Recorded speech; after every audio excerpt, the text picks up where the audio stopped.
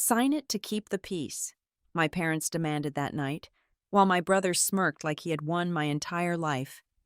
I handwrote exactly one sentence before signing their termination papers. 7 days later, our family attorney called me at dawn. His confidence was gone. He sounded like he was begging for an explanation. They never realized that during 4 years of being pushed aside, I had built a legal trap they could not escape. My name is Megan Carlisle, and at 39 years old, I was sitting in the same mahogany chair I had occupied every Sunday evening for the last 2 decades. The house in Charlotte, North Carolina, smelled of roast beef and old furniture polish. A scent that used to comfort me but now just made the air feel thick and suffocating. Outside, the cicadas were starting their nightly scream, but it was nothing compared to the deafening silence inside the dining room. I looked around the table. To my left was my father, Richard Carlisle, the man who had taught me how to ride a bike and how to negotiate a supplier contract before I could legally drive.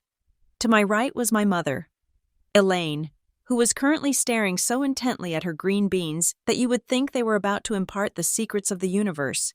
And across from me was Nate, my younger brother. He was leaning back in his chair, swirling his wine glass with a look of manufactured boredom that did not quite cover up the gleam of triumph in his eyes. We were not here for dinner. I knew that the moment I walked in and saw the manila envelope resting next to my father's water glass. I had spent 18 years working for Carlisle Clinical Supply. I started when I was 21, fresh out of college, driving forklifts in the warehouse because Dad said no Carlisle gets a desk until they know how to sweat. I had sweated, I had bled, I had missed weddings, birthdays, and dates to ensure our logistics chain never broke. And now, 18 years later, that envelope was the receipt for my loyalty. "Megan," my father said. His voice was steady, the same tone he used when firing a vendor who had missed a delivery window. He did not look like my father right now. He looked like the chairman of the board clearing a liability. "We need to discuss the transition." "Transition," I repeated. The word hung in the air, sterile and cold. "We have been looking at the projections for the next quarter," Richard continued, finally placing his hand on the envelope. He slid it across the polished wood. It stopped exactly parallel to my dinner plate. "And the direction the company needs to go in, it is becoming clear that your management style does not align with the new vision." I looked at the envelope, then at him. "My management style? You mean the style that kept us profitable during the recession? The style that secured the Carolina Health Network contract 3 years ago?" "That is the past, Megan," Nate chimed in. He had been waiting for his cue. "You are great at maintaining the status quo. We all know that. But we are not trying to maintain anymore. We are trying to expand, scale, automate." He used the buzzwords he had picked up from a 2-day executive seminar he attended last month. "You are analog in a digital world. Sis, it is a new era." I looked at Nate. He was 32 years old. While I was pulling all-nighters renegotiating shipping lanes, Nate was usually trying to figure out how to expense his bottle service to the company marketing budget. "So this is it?" I asked, keeping my voice terrifyingly even. 18 years, and I get fired over a Sunday roast?" "It is not firing, dear," my mother said softly. She still refused to meet my eyes. Her fingers were twisting her napkin into a tight spiral. "It is a mutual separation. We want you to be happy. You have looked so tired lately. We just think it is time for you to find something that fits you better, something less demanding." "Elaine is right," Richard said, his voice hardening. "This is a voluntary resignation package. Megan, it is generous. 3 months of full salary, continued health benefits for 6 months, a glowing letter of recommendation." "And if I do not sign?" I asked. Richard's face did not change. "Then we restructure. We eliminate the position of Director of Operations effective tomorrow morning at 8 o'clock. If we go that route, there is no package. There is no severance. You walk out with nothing but your personal effects. It is a termination for redundancy." The threat was naked and ugly. Sign and leave quietly with a pittance, or fight and be crushed publicly, leaving with $0 and a black mark on my resume. They had rehearsed this. I could see it in the way Nate stopped swirling his wine, waiting for me to explode. They expected tears. They expected me to scream about fairness, about how I practically raised this company while Mom and Dad took month-long cruises and Nate played businessman. They expected the emotional daughter. I gave them the director of operations. I reached out and picked up the document. I flipped through it. Standard boilerplate legal jargon, a waiver of all claims, a non-disparagement clause so tight, I technically wouldn't be able to tell a therapist about this. A resignation letter, pre-written, stating I was leaving to pursue other personal interests. This letter, I said, tapping the final page. It says I am resigning because I want to focus on my family. I looked up at them. I find that ironic, considering my family is currently firing me. It is standard language, Megan, Nate said, checking his watch. Just sign it. Do not make this harder than it has to be. We are trying to protect your reputation here. I will sign it, I said. The relief in the room was instantaneous. Shoulders dropped. My mother finally looked up, a weak, sad smile plastering itself onto her face. Nate let out a short, sharp laugh. Smart choice, Richard said, pulling a fountain pen from his pocket. It is for the best. But, I interrupted, holding up a hand, I am not signing this letter. I pointed to the pre-written resignation. It is a lie. I am not resigning to focus on family, and I am not signing a lie. The tension snapped back into place. Megan, do not start, my father warned. I will resign, I said, my voice dropping an octave, deadly calm. But I write the letter, right now, on this paper. I will write a handwritten notice of resignation. You get my signature. You get me out of the company. That is what you want, right? Richard exchanged a look with Nate. Nate shrugged. Who cares what the paper says as long as she is gone? Nate muttered. Fine, Richard said. Write it. Keep it professional. I took the fountain pen from my father's hand. The metal was warm from his grip. I flipped the pre-written letter over to the blank backside. I smoothed the paper out on the table, right next to the cold roast beef. My hand did not shake, not even a tremor. I thought about the warehouse in July, 100 degrees inside, checking inventory when I was 22. I thought about the missed Christmas dinner 5 years ago because a shipment of surgical masks was stuck in customs and I was the only one who knew how to clear it. I thought about the shareholder agreement I had signed 10 years ago, the one with the specific clauses about involuntary termination versus voluntary resignation, and the very specific vesting schedules attached to them. I thought about the 4 years of slow marginalization, the passwords changed, the meetings I wasn't invited to. They thought they were cutting off a limb. They didn't realize they were decapitating themselves. I wrote exactly one sentence. I, Megan Carlisle, hereby resign from my position effectively immediately upon the full and complete satisfaction of all financial obligations, contractual clauses, and accrued equity rights owed to me by Carlisle Clinical Supply. I signed my name, Megan Elizabeth Carlisle. I pushed the paper back across the table to my father. Richard glanced at it. He saw the words, I resign, and he saw my signature. He didn't parse the rest. He didn't think about what full and complete satisfaction meant in the context of the corporate bylaws he hadn't read in 15 years. He just saw that he had won. There, Richard said, capping the pen. He sounded almost bored now that the deed was done. That was not so hard, was it? We will have HR process the severance check by Tuesday, Nate added, already reaching for the wine bottle to pour himself a celebratory glass. You can come by on the weekend to clear out your office when no one is around. It will be less awkward for the staff. I do not need to come by, I said, standing up. I cleared my personal files yesterday. They froze. Just for a second. You knew? Elaine whispered. I know how this company works, I said. Better than anyone. I did not push my chair in. I did not say goodbye. I did not look at my mother, who was now beginning to cry softly. Tears of relief, not sorrow. She was relieved the unpleasantness was over so she could go back to pretending everything was perfect. I turned and walked out of the dining room. My heels clicked against the hardwood floor of the hallway. Each step felt heavy, but not with sadness. It felt like the heavy click of a deadbolt sliding into place. I walked out the front door into the humid North Carolina night. I got into my car. I did not slam the door. I started the engine, backed out of the driveway, and drove away from the house that had been my anchor for 39 years. I didn't cry. The time for crying was 4 years ago when I realized my family loved money more than they loved me. Now, I just felt a cold, sharp clarity. They had their piece of paper.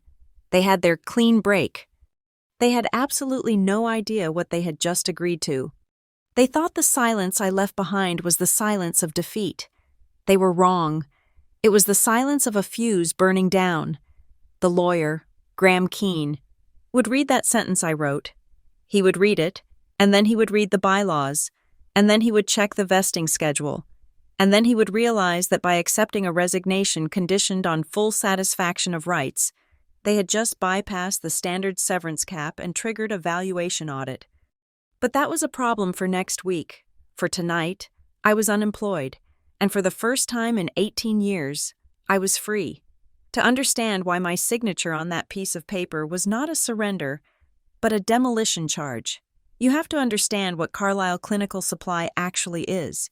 It is not a shiny tech startup in Silicon Valley with beanbag chairs and espresso machines. It is a logistics beast that lives and dies by the unglamorous reality of inventory turnover. We supply everything from sterile surgical gloves and catheters to high-end rehabilitation machinery for physical therapy centers across the Southeast. When a clinic in Raleigh runs out of saline solution at 4 a.m, they do not care about corporate branding or vision statements. They care about whether the truck is going to be there at 6. For 18 years, I made sure the truck was there. I did not start in the corner office with the view of the parking lot. When I joined at 21, my father threw me into the deep end of the warehouse floor. I wore steel-toed boots and a back brace. I spent my first 3 years counting boxes of syringes in 90-degree heat, learning the smell of cardboard and dust, and memorizing the face of every delivery driver who backed up to our loading docks. I learned that Gary, the driver for Route 4, would always arrive 10 minutes early if you promised him a fresh pot of coffee, and that the supplier from Ohio would always try to short us on gauze pads if you did not weigh the pallets the second they came off the truck. That was the foundation. By the time I moved upstairs to the operations floor, I did not just know the data. I knew the physical reality behind the numbers. This was my first pillar of power, the one my brother Nate never understood. He looked at a spreadsheet and saw cells to be manipulated. I looked at a spreadsheet and saw physical space, travel time, and human error. I built the current operating system from scratch, not the software code, but the workflow. 10 years ago, the company was bleeding money because of inefficient routing. I spent 6 months mapping every single client location, analyzing traffic patterns, and renegotiating fuel surcharges with our carriers. I restructured the entire delivery grid. That year, we cut overhead by 20%. My father took the credit at the annual board meeting, raising a glass to efficiencies. But the warehouse manager, a gruff man named Miller, who had been with us since the 80s, caught my eye and nodded. He knew. That was the thing about Carlisle Clinical Supply. There was the hierarchy on the organizational chart, and then there was the hierarchy of reality. This led to my second pillar, the clients. In this industry, trust is the only currency that matters. Medical administrators are stressed, overworked, and terrified of running out of critical supplies. Over the years, I became their safety valve. There were dozens of practice managers across North Carolina who had my personal cell phone number. They did not call the sales department. They did not call customer service. They called Megan. I remember a Tuesday 4 years ago. It was during the global supply chain crisis, when the price of nitrile gloves had tripled overnight and shipping containers were stuck in ports for weeks. Every competitor was canceling orders. Clinics were panic buying, and my father was in his office shouting at news reports on the television. Nate, who had just been promoted to vice president of strategy, suggested we price gouge our loyal customers to maximize short-term profit. He called it dynamic market adjustment. I walked into the conference room and shut that down. I told them that if we gouged them now, we would lose them forever when the market stabilized. Instead, I pulled out a plan I had been working on for 48 hours straight. I had leveraged a relationship with a secondary supplier I had met at a trade show in Atlanta 5 years prior, securing a steady, albeit smaller, stream of inventory. Then, I personally called our top 50 clients.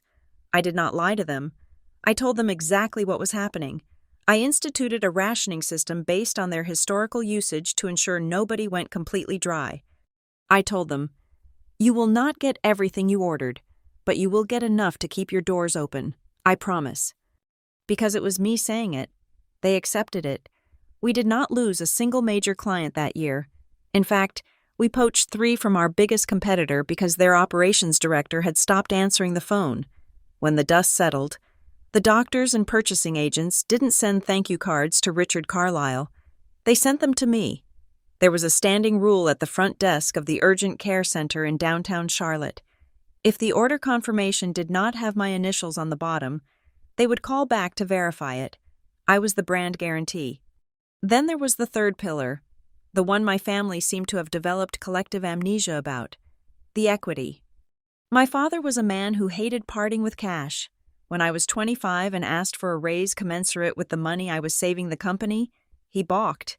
He gave me a lecture about reinvesting in the business and keeping liquidity high. Instead of a salary bump, he offered me performance-based stock options. He thought he was being clever. The shares were non-voting at the time, and the vesting schedule was agonizingly slow. It was designed to handcuff me to the company forever. He wrote the terms himself with his old lawyer, thinking he was trapping me.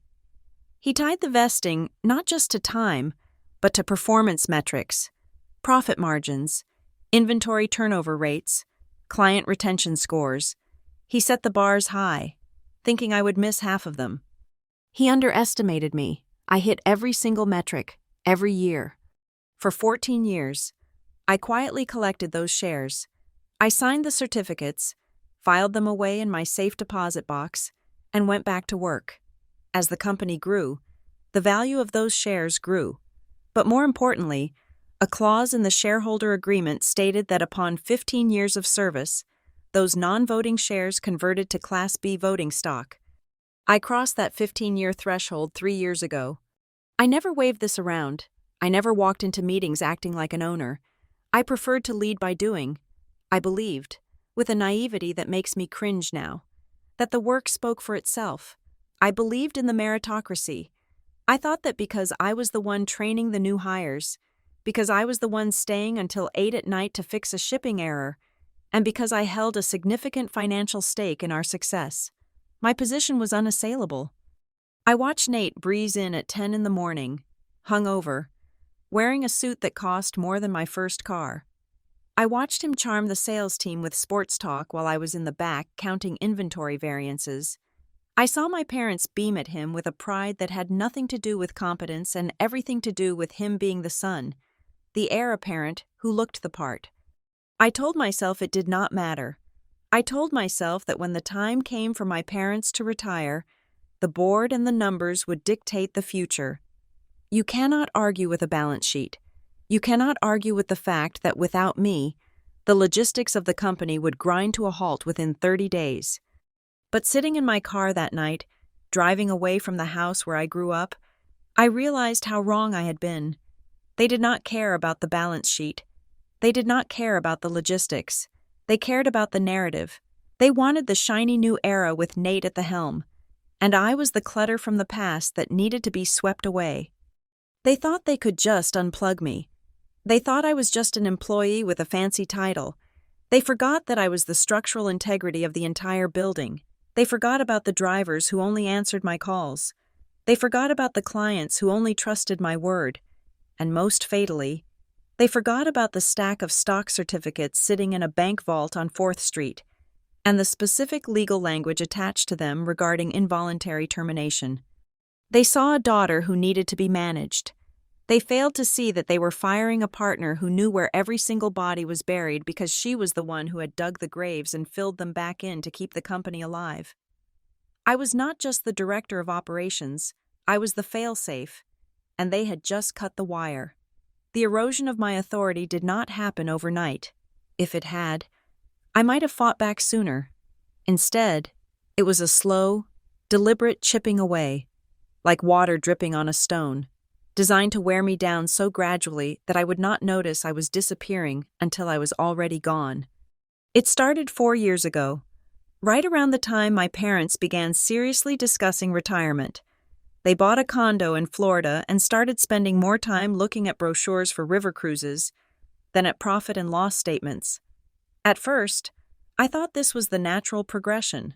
I assumed they would step back, I would step up, and Nate would continue to handle marketing or whatever title they gave him that week. But then came the rebranding of Nate. My brother suddenly started attending these expensive 3-day executive leadership seminars in places like Aspen and Miami. He would leave on a Wednesday and come back on a Monday, tanned and full of new vocabulary that sounded impressive, but meant absolutely nothing in the context of medical supply logistics. He stopped talking about shipping and started talking about value stream mapping. He stopped asking about inventory counts and started asking about our holistic synergy. I remember a meeting on a Tuesday morning about 3.5 years ago. We were discussing a problem with our catheter supplier in Malaysia. I was explaining the raw material shortage affecting the production line. Nate cut me off. He leaned forward, clasping his hands on the table in a pose I am sure he learned from a slide deck in a hotel ballroom. "Megan," he said, his voice dripping with condescension, "you are too focused on the granular. We need to look at the macro level. We need to disrupt our supply chain paradigm." My father nodded sagely. "Nate is right. We need vision." I looked at them. Vision does not get a container off a boat in Long Beach. Dad, customs declarations do. They ignored me. That was the first time I felt the shift. My expertise was suddenly viewed as small thinking, while Nate's empty buzzwords were hailed as strategic brilliance. Then came the digital silence. For over a decade, I was on the CC line of every major email that entered or left the building. I needed to be. I was the traffic controller. But slowly, I started noticing gaps. I would walk by the sales team's bullpen and hear them discussing a new bulk order for a hospital chain in Tennessee. I would stop and ask, "When did that order come in? I have not seen the specs." The sales manager, a guy named Dave, who used to bring me coffee because I saved his commission checks twice a month, looked down at his shoes. "Oh, Nate told us to route those directly to him for approval first, to save you time." To save me time. That became their favorite phrase. They removed me from the automated supplier notifications. To keep your inbox clean. They took me off the weekly finance review invite, so you can focus on operations. They stopped inviting me to the quarterly lunches with the bank representatives. "You are so busy in the warehouse, we did not want to bother you." It was a systematic quarantine. They were cutting off my information flow. In logistics, information is oxygen. Without it, you suffocate. The humiliation escalated when they instituted the new approval matrix. I had been signing off on purchase orders up to $50,000 for 10 years. I knew the price of everything. I knew when a vendor was padding the bill. Suddenly, a memo went out from HR, which was run by my Aunt Marla, stating that all operational expenses over $5,000 required the signature of an executive vice president. Nate had been named executive vice president 2 weeks prior. I remember standing in Nate's office, holding a routine invoice for packaging tape. It was for $6,000. We needed it to ship boxes. "I need you to sign this," I said, putting it on his desk. Nate was playing with a Newton's cradle on his desk. Click-clack, click-clack. He didn't look up. "Leave it. I will review it when I have bandwidth." "Nate, the truck is waiting. We are out of tape. I cannot ship the afternoon orders without this." He looked up then, smiling that smile that made me want to scream. "Poor planning on your part does not constitute an emergency on mine. Megan, that is Management 101. He made me wait 3 hours. He let the truck sit at the dock, incurring a detention fee, just to prove he could make me wait. When he finally signed it, he did it with a flourish, like he was doing me a personal favor. "Try to stay ahead of the curve next time, sis," he said. I walked out shaking with rage, but I swallowed it. I told myself it was just sibling rivalry. I told myself I just needed to work harder to prove I was indispensable. But the gaslighting was getting worse. I started noticing discrepancies in the meeting minutes. We would have a 2-hour strategy session where I would lay out a detailed plan for upgrading our cold chain storage for vaccines. I would present the data, the costs, and the implementation timeline. Nate would sit there checking his phone. 2 days later, the official minutes would circulate. Item 4, Cold Chain Upgrade Initiative, led by Nate Carlisle. Implementation support provided by Megan Carlisle. I confronted my mother about this once. She was the corporate secretary. "Mom, Nate did not say a word during that presentation. I did the whole thing. Why does the record say he led it?" Elaine sighed, adjusting her pearls. "Oh, Megan, does it matter who gets the credit as long as the family wins? Nate needs to build his portfolio for the board. You know how hard he is trying. You are already established. Let him have his moment." It wasn't a moment. It was a theft. The praise became the final weapon. When I pulled off a miracle, like the time I personally drove 4 hours to deliver an emergency ventilator to a rural clinic during a tropical storm, my father would pat my shoulder and say, "Good effort, Megan. Thanks for handling the grunt work." But when Nate hired a graphic design firm to change the shade of blue on our business cards, my parents acted like he had reinvented the wheel. "Look at this fresh aesthetic," my father crowed at the staff meeting. "This is the kind of modern branding that puts us on the map. Nate, excellent vision." I looked around the room. The longtime employees kept their heads down. They knew, but they also knew who signed the paychecks. The breaking point, the moment the cold water truly hit my face, happened 6 months ago. I was at a medical supply convention in Chicago. I bumped into Dr. Henderson, the procurement head for one of our oldest and largest hospital clients. I had known him for 12 years.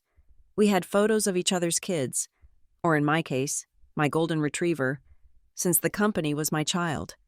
"Megan," he said, shaking my hand warmly. Then he frowned, a look of genuine confusion on his face. "I was surprised not to see you on the mid-year review call last month. When Nate explained the situation, I felt terrible." I froze. My stomach dropped to the floor. "What situation?" "Dr."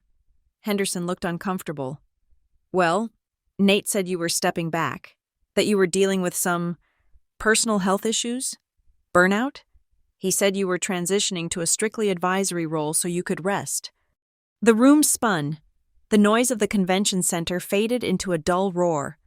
"He said that?" I managed to ask. "Yes. He said he was taking over the account personally to relieve your burden. I just wanted to say, take care of yourself. Megan, health is wealth." I forced a smile. I lied to protect the family name, even as they were dragging mine through the mud. "Thank you, doctor. I am working on it." I walked back to my hotel room and sat in the dark for a long time. That was the moment the denial died. This was not about Nate being an annoying little brother. This was not about my parents being oblivious. This was a coup. They were systematically dismantling my reputation. They were telling the market I was sick, or tired, or incapable, so that when they finally cut the cord, the clients wouldn't panic. They were proactively managing the fallout of my termination before they had even fired me. I sat there in the dark, and for the first time, I stopped thinking like a daughter. I stopped thinking like a loyal employee. I started thinking like an operator. If they were building a narrative to push me out, I needed to build a fortress to survive the fall. That night, I did not cry. I opened my laptop. I did not check my work email. Instead, I opened a private folder and started a new document. I named it the insurance policy. I began to document everything, every changed meeting time, every altered minute, every bypassed approval, every lie told to a client. I went back through 4 years of digital history. I found the bylaws. I found the clauses. They wanted to play a game of corporate chess? Fine. They thought they were playing against a pawn. They forgot they were the ones who taught the queen how to move. I did not wait for the axe to fall. In my line of work, if you wait until you see the inventory shortage to place an order, you have already lost the client. You have to predict the disaster before it appears on the dashboard. 2 weeks after the convention in Chicago, I sat across from Tessa Morgan in a small, glass-walled office in downtown Charlotte. Tessa was a labor attorney with a reputation for being aggressive, expensive, and entirely devoid of sentimentality. She did not offer me tea. She did not ask about my feelings. She listened to my timeline of events, the excluded emails, the altered minutes, the rumors spread to clients, while taking notes on a yellow legal pad. When I finished, she clicked her pen shut. "You are not being fired yet," Tessa said, her voice dry. "But you are being erased. It is a classic constructive dismissal strategy. They make your work life impossible or irrelevant, so you quit out of frustration, which saves them the cost of a severance package, or they build a paper trail of inefficiency to fire you for cause." "They are my family," I said, though the words tasted like ash in my mouth. "That makes it worse," Tessa countered. "Corporations have rules. Families have baggage. Right now, nothing has exploded yet. But the trend is combustible. You need to stop acting like a daughter and start acting like a plaintiff." I took her advice. I went back to the office and became a ghost in the machine. For the next 3 months, I lived a double life. By day, I was the compliant, slightly weary sister who nodded when Nate interrupted her and smiled tightly when my father made passive-aggressive comments about old ways of thinking. By night, or in the early hours of the morning when the office was empty, I was building a case file that would make an auditor weep with joy. I bought a terabyte external hard drive and encrypted it with a password Nate would never guess. The date of the anniversary he forgot 3 years in a row. I started downloading everything. I created a folder for performance. In it, I saved every single performance review from the last 18 years. I scanned the handwritten notes my father had written on my evaluations from 5 years ago. Phrases like exceptional leadership, an indispensable asset. I downloaded the raw sales data from the quarters where I had personally intervened to save accounts. I created a spreadsheet comparing the company's revenue growth against the timeline of my promotions. The correlation was undeniable. The numbers did not lie, even if my parents did. I created a folder for interference. This was harder to stomach. I chronicled every instance where my access was revoked. I took screenshots of the permission-denied errors when I tried to log into the vendor management portal I had built. I forwarded the emails where Nate had explicitly overruled my safety protocols to save a few cents on shipping, decisions that had resulted in damaged goods and client complaints. I saved those complaints. 2. I wanted proof that the decline in service quality was not because I was tired, but because I was being handcuffed. But the most important discovery happened on a rainy Tuesday evening. I was in the physical archive room in the basement, a place Nate refused to enter because it smelled of mildew. I was looking for the original operating agreements. I found the dusty leather binder containing the family shareholder agreement from 12 years ago. I had signed it, of course, but like most people, I had glossed over the legalese at the time. I remembered the vesting schedule.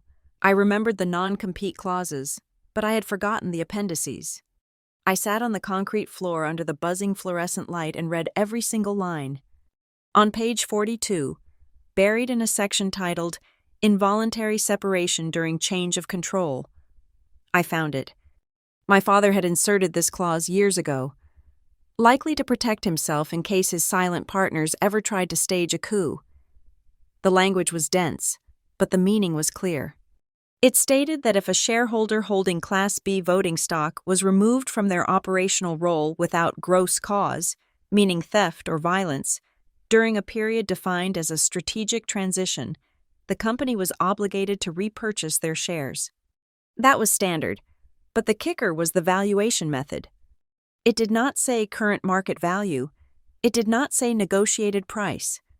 It said the buyback price would be calculated based on a formula, a multiple of the highest annual EBITDA, earnings before interest, taxes, depreciation, and amortization, achieved in the preceding 5 years, plus a penalty premium of 10% for the forced liquidation. I sat there, my heart hammering against my ribs. The highest earnings in the last 5 years were 2 years ago, the year I had saved the company during the supply chain crisis. The valuation based on that year was nearly double what the company was worth today under Nate's fumbling management. If I quit voluntarily, I got nothing but the standard book value of the shares, which was low. If I was fired for cause, like incompetence, they could fight to pay me pennies. But if I was forced out during a transition, and I could prove it was a forced removal disguised as a resignation, the clause triggered. I took a photo of the page, I made a photocopy, then I put the binder back exactly where I found it, making sure the dust settled around it just so. I went back to Tessa the next day. "This is the lever," Tessa said, tapping the photocopy. "But you have to be careful. If you just quit, you void it. If you let them fire you for incompetence, they will tie you up in court for years arguing the definition of cause. You need to make them accept a resignation that is legally conditional." "How?" I asked. "You need to write a letter that looks like a surrender but acts like a contract," she explained. "You need to reference the satisfaction of all contractual obligations and accrued rights. You do not list them. You do not explain them. You just reference them. If they sign or accept that letter without carving out this specific clause, they are agreeing to the terms of the master agreement." "They won't read it," I said, realizing the beauty of it. Nate never reads the details, and Dad assumes he knows what he wrote 12 years ago. "Exactly," Tessa said. "We let their arrogance be the trap." So I practiced. I spent hours in my apartment drafting the sentence. It had to be short enough to look harmless, but specific enough to hold up in court. I memorized it. I rehearsed saying it. I rehearsed writing it. While I prepared the legal landmine, I also prepared for the aftermath. I opened a fresh spreadsheet and titled it, "The Rolodex." I went through my phone and my email contacts. I listed every doctor, every clinic administrator, every procurement officer, and every warehouse manager I had worked with for 18 years. I did not copy the company database. That would be theft of trade secrets. I only listed the people I knew personally, the ones who asked about my dog, the ones I had sent Christmas cards to. I noted their direct lines. I noted their pain points. I noted the last time I had solved a problem for them. I did not call them. I did not send a single "I am leaving" email. I did not hint to anyone that I was on my way out.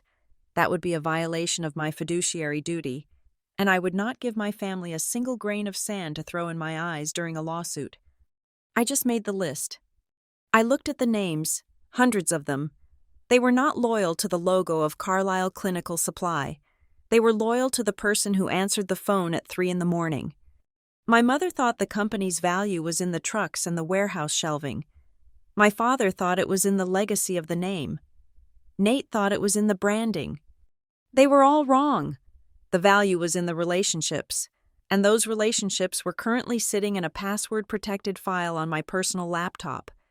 I remember staring at myself in the mirror the morning of that final Sunday dinner. I looked tired. The dark circles under my eyes were real. But behind the fatigue, there was something else, a hardness. I was not the victim they thought they were sacrificing. I was the hunter setting a snare. "Let them push," I whispered to my reflection. "Let them push as hard as they want." I was ready. If they wanted me gone, I would go. But I would not go as a daughter wiping away tears. I would go as a creditor coming to collect a debt they did not even know they owed. The presence of my Aunt Marla at the dinner table was the first signal that this was not a meal, but an execution. Marla ran the human resources department for the company, a role she performed with the warmth of a reptilian creature sunning itself on a rock. She rarely came to Sunday dinners because she claimed they were a conflict of interest with her professional boundaries. Seeing her sitting next to Nate, clutching a thick black folder like a shield, told me everything I needed to know. The timeline I had discussed with Tessa Morgan had accelerated. They were not waiting for the end of the quarter. They were doing it tonight. The maid cleared the appetizers, but nobody had taken a bite. The air in the room was so tight it felt like a violin string about to snap. "Megan," Marla began, her voice possessing that practiced, sympathetic lilt she used when denying vacation requests. "We are all here because we love you. You know that, right?" "Skip the preamble, Marla," I said, keeping my hands folded on the table. "Just put the paper on the table." Marla blinked, momentarily thrown off her script. She looked at my father. Richard gave a curt nod. Marla opened the black folder and slid a crisp document across the tablecloth. It stopped just short of my water glass. The header read, "Voluntary Separation Agreement and General Release of Claims." "We have prepared a package," Marla said, tapping the paper with a manicured fingernail. "It is very comprehensive. We are offering 3 months of severance pay. We will cover your COBRA health insurance premiums for the same period. And of course, we will provide a neutral reference for your future job search. 3 months. 18 years of blood, sweat, and missed holidays. 18 years of building the logistics network that paid for the very chair Marla was sitting in, and they valued it at 3 months of salary." "Is this a joke?" I asked, looking at my father. "It is standard for a director-level role," my father said, refusing to look me in the eye. He was cutting his steak with unnecessary force. "Actually, it is above standard. Marla had to push for the 3rd month. The board felt 2 was sufficient." "The board," I repeated. "You mean you, Mom, and Nate. That is the board." "It is a business decision." "Megan," my mother interjected, her voice trembling slightly. She was always the peacemaker, or at least she thought she was. In reality, she was just the enabler. We feel you have hit a ceiling." "A ceiling?" "You are a worker, Megan," my father said, finally looking up. His eyes were cold, devoid of the pride I used to see when I was 22. "You are incredible at the grind. You can move boxes. You can schedule trucks. You are a fantastic tactical employee. But you are not a leader. You are not a visionary. You lack the elevation required for the next phase." The words hit me like physical blows. "You are a worker." It was the ultimate dismissal. He was reducing my entire career, my strategic overhaul of the company, my crisis management, down to manual labor. He was saying I was good enough to scrub the floors, but not good enough to decide what color the tiles should be. Nate laughed, a short, sharp sound. "It is true, sis. Be honest. You are exhausted. You are slowing us down. Every time I want to pivot, you are there waving a compliance manual or talking about risk. You are an anchor. I am trying to build a speedboat, and you are dragging along the bottom. I am going to make this company expand in ways you cannot even understand." "By raising prices and cutting quality?" I asked. "That is not expansion. Nate, that is liquidation." "See?" Nate pointed at me with his fork. "That right there, that negativity, that is why you have to go." "Sign the paper, Megan," Marla said softly. "It includes a full waiver. You agree not to sue for wrongful termination, age discrimination, or any other claims. You agree to a non-disparagement clause. You walk away clean, with money in your pocket, if you do not sign." She let the sentence hang. "If I do not sign?" I pressed. "Then we terminate for cause," Marla said, her voice dropping to a whisper. "Incompatibility with management. Failure to adhere to strategic direction. We have the documentation. Megan, we can make it very ugly. You will get $0, and good luck getting hired in this industry with a termination for cause on your record." I looked at them, my father, the man I idolized, my mother, who sat silently, my brother, who was practically vibrating with glee, and my aunt, the executioner. They thought they had me cornered. They thought I would cry, or scream, or beg. They expected the emotional daughter to break down. But the emotional daughter had left the building 4 months ago.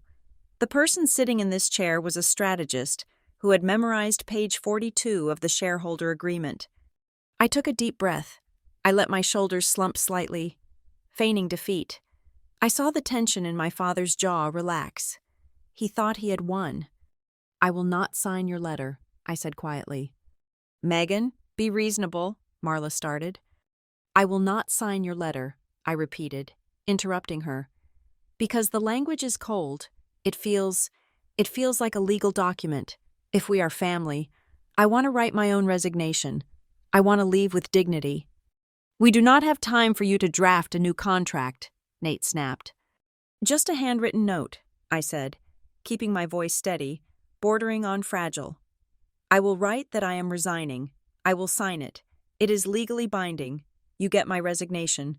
I get to feel like I made the choice. That is all I ask." Richard exchanged a glance with Marla. Marla shrugged. "A handwritten resignation letter is valid in North Carolina," she murmured to him, "as long as it clearly states she is quitting." "Fine," Richard said, waving his hand dismissively. "Write it. Just get it done so we can eat." I reached into my purse and pulled out my own pen. It was a heavy silver fountain pen my father had given me when I graduated college.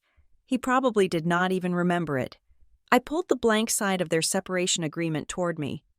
The room went silent. The only sound was the scratching of the nib against the paper. I did not write the sentimental goodbye they might have expected. I did not write an angry rant. I wrote the sentence I had practiced in front of my mirror for weeks. I wrote the sentence Tessa Morgan had helped me craft to be the key that unlocked the trap. I, Megan Carlisle, hereby submit my resignation from all positions at Carlisle Clinical Supply, effective immediately upon the company's full and complete satisfaction of all financial obligations, vesting schedules, and shareholder rights owed to me under the existing employment contracts, corporate bylaws, and related legal statutes. It looked innocuous. To the untrained eye, it just looked like, "I quit, pay me what you owe me." But the words "full and complete satisfaction," combined with shareholder rights and corporate bylaws, were the trigger. By accepting this resignation, they were not just accepting my departure, they were legally acknowledging that my departure was conditional on them fulfilling the specific buyback clauses in the forgotten shareholder agreement. I signed my name with a flourish. I pushed the paper across the table to Marla. Marla picked it up. She scanned it quickly. She saw, "I submit my resignation." She saw, "effective immediately." She saw my signature. She did not parse the conditionality. She was an HR manager, not a contract lawyer, and she was arrogant. She assumed financial obligations just meant the 3 months of severance they had offered. She had no idea it referred to a valuation formula from 2012. "It is acceptable," Marla said, closing the folder. "It is done." "Good," Nate said, letting out a long breath. Finally, he raised his wineglass. "To the future." My father raised his glass. "To the future." They did not offer a toast to the past. They did not thank me. They just turned the page. "So," my mother said, her voice brightening instantly, "are we still on for the lake house next weekend? I was thinking we could invite the Hendersons." "I think we should," Nate said, cutting into his steak. "Now that we have cleared the deck, I can really start pitching them on the new logistics model." "Excellent idea," Richard said. I stood up. "Where are you going?" my mother asked, looking surprised. "We have cherry pie." "I am no longer an employee," I said, "and I do not think I am much of a daughter tonight either." "Oh, stop being dramatic, Megan," Nate said, his mouth full of potatoes. "You got what you wanted. You are free. Go find a hobby. Take a yoga class." I looked at him one last time. I memorized his face. The smug satisfaction, the utter lack of awareness. He was a man standing on a trap door, mocking the person holding the lever. "Goodbye, Nate," I said. I turned and walked out of the dining room. I walked down the hallway where my graduation photos used to hang before they were replaced by generic landscape art. I walked out the front door and into the cool night air.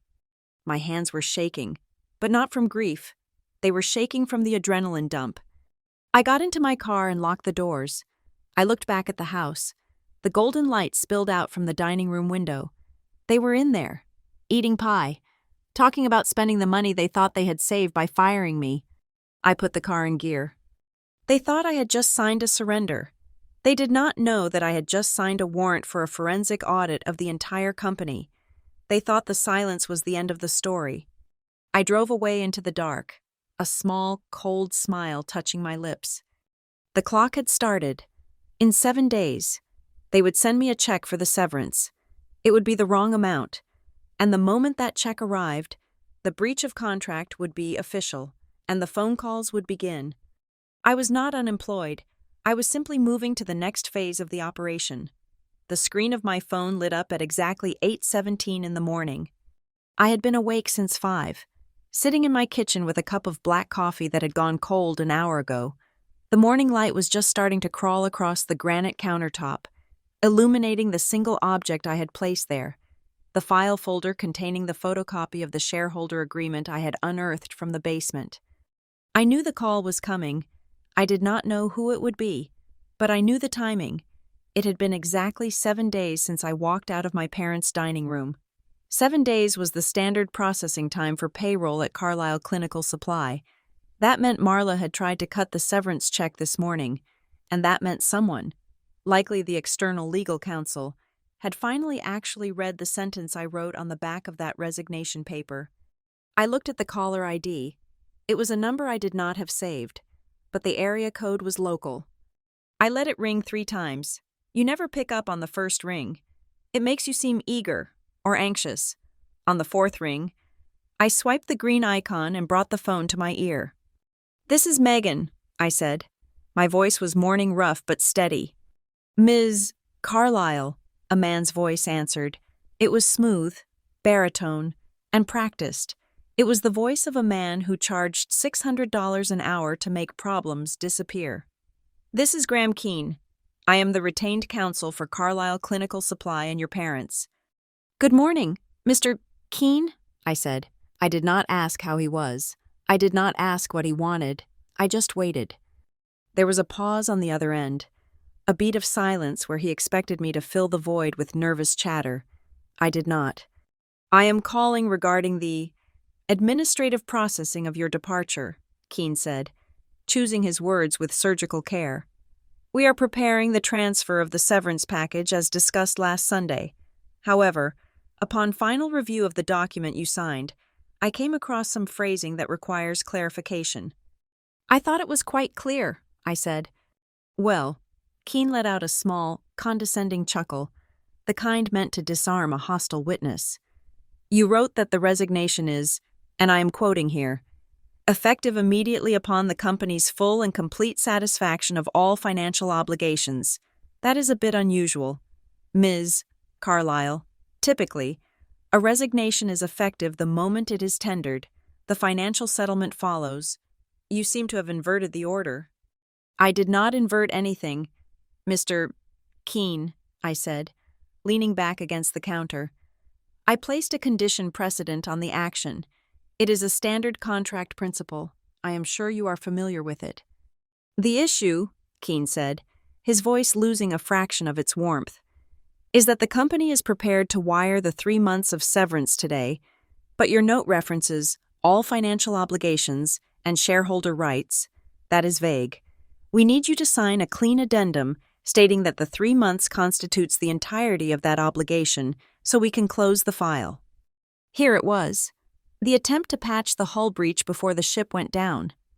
"I cannot do that," I said. "And why not?" Keene asked. The pleasantness was evaporating now. "Your family wants to move on. You want to move on. Why complicate a simple transaction?" "Because it is not a simple transaction," I replied. "And to answer your previous implication, Mr. Keene, my resignation is not currently effective. I am technically still the Director of Operations, and I will remain the Director of Operations until the condition I wrote down is met." "That is absurd," Keene snapped. "You walked out. You handed in your keys. You abandoned your post." "I did not abandon anything. I submitted a conditional resignation. If the company fails to meet the condition, which is the full satisfaction of my rights under the bylaws, then the resignation is void, or rather, it remains pending, which means I am still an employee, I am still a shareholder, and I am still a voting member of the management team during a period of transition. Silence. It was a heavy, thick silence. I could practically hear the gears turning in his head. He was a smart man. He was looking at the chessboard and realizing that his clients, my parents and Nate, had already celebrated a victory while their king was exposed. If I was still an employee, and they were trying to force me out without paying the price dictated by the shareholder agreement, they were walking into a lawsuit that would open up their books to the world. "Ms. Carlyle," Keene said, his voice much lower now, "what are you doing?" "I am following the rules my father wrote," I said. "Page 42 of the Family Shareholder Agreement, dated 12 years ago, paragraph 4, subsection B." I heard the rustle of paper on his end. He was scrambling. He likely did not have that specific binder open in front of him. He had probably been working off the summary sheet Marla gave him. "I am looking at the standard severance policy," Keene said, stalling. "Look at the buyback clause regarding involuntary separation during a change of control," I instructed him. "You will find that the valuation of my Class B shares is not based on current book value. It is based on a multiple of the highest EBITDA from the last 5 years, plus the 10% penalty." "That clause," Keene started, then stopped. I heard him exhale sharply. He had found it, or he remembered it. "That clause applies to forced termination. You resigned. You wrote 'I resign' in your own handwriting." "Read the rest of the sentence, Graham," I said, dropping the honorific to show him I was done playing the subordinate. "I resigned subject to full payment. If you send me a check for 3 months of salary, you have not met the condition. Therefore, the resignation does not trigger. If you then try to remove me from the payroll without paying the full amount, it becomes an involuntary termination, which triggers the clause anyway. And since you have already announced my departure to the staff and clients, you have confirmed the change of control aspect." I took a sip of my cold coffee. It tasted bitter, like victory. "You have boxed us in," Keene said. It was not an accusation. It was a statement of fact. He sounded almost impressed, in a horrified sort of way. "I did not box you in," I said. "I just closed the door you left open." "Okay," Keene said. He was shifting modes now. He was no longer the arrogant lawyer talking to the disgruntled daughter. He was the crisis manager trying to stop a fire. "Let us take a step back. We are not going to litigate this over the phone at 8 in the morning. What is the number?" "Excuse me?" "The number," Keene repeated, impatience bleeding into his tone. "You clearly have a figure in mind. You have done the math. The formula in the agreement is aggressive. It would put a significant strain on the company's liquidity if we followed it to the letter. So, tell me what you want. Give me a number that makes you go away today, and I will recommend Richard signs it." He wanted a settlement. He wanted to bypass the audit, bypass the valuation, and just pay me hush money. "I do not have a number for you, Graham," I said. "Everyone has a number, Megan." "Not today," I said, "because if I give you a number now, you will think this is a negotiation. You will think I am just trying to squeeze a little more out of the severance pot. You need to understand the position of the pieces on the board." "I understand that you are playing a dangerous game with your family's legacy," Keene warned. "My family fired me at a dinner table," I said coldly. "The legacy is already compromised. I am just the accountant coming to balance the books." "Megan, please," Keene said. "If we trigger the valuation process, it requires third-party auditors. It requires a freeze on certain assets. It will disrupt the operations you claim to care about. Nate is already struggling to manage the transition. Do you really want to paralyze the company?" "If Nate is struggling, perhaps he should not have fired the only person who knew how to run the place," I said. "I need a number," Keene insisted. "I cannot go back to your father empty-handed." "I will not give you a number over the phone," I said. "My attorney, Tessa Morgan, will be sending you a formal demand letter by noon today. It will outline the calculation based on the 2021 fiscal year earnings. As stipulated in the contract, it will also include the billable hours for my legal counsel." "Tessa Morgan?" Keene asked. I could hear the recognition in his voice. Tessa was known in the city. She was a shark. "You have retained Tessa?" "For 4 months," I lied. It had been 3, but 4 sounded more premeditated. "She has a copy of everything. Graham, every email, every altered meeting minute, every instance of Nate overriding safety protocols. If you want to fight the involuntary nature of my departure, we are happy to go to discovery. I have a terabyte of data that says this was a constructive dismissal." The silence on the other end was absolute. Keene was not looking for a number anymore. He was looking for a life raft. He realized that they had not just fired an employee. They had handed a loaded gun to someone who knew exactly where the armor was weakest.